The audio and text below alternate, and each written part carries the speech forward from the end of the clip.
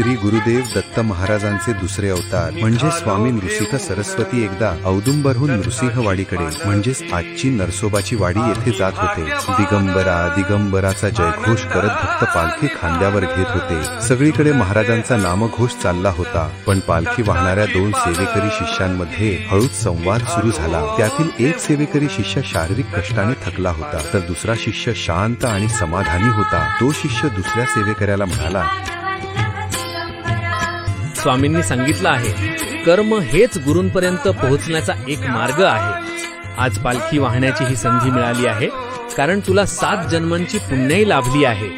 हे कष्ट नाहीत, ही सेवा आहे, स्वामींची सेवा। वेळेवर आणि शिस्तीत केलेले कष्ट हेच गुरुचरित्राचे सार आहे। माऊली, पालखी खूप जड झाली आहे। सकाळी दिलेली वेळ कशी पाळायची? ही वाट खूप वळणाची दिसतेय।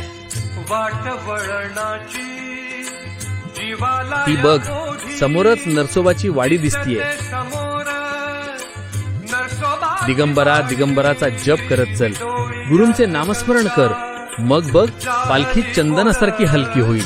नृसिंह सरस्वती महाराज आपल्या शिष्यांचे हे बोलणे पालखीत बसून ऐकत होते। ते पालखीतून शांतपणे हसले। त्या सेवेकऱ्याने गुरूंचे नामस्मरण करायला सुरुवात केली आणि चमत्कार झाला। ती पालखी खरोखरच चंदनासारखी हलकी वाटू लागली।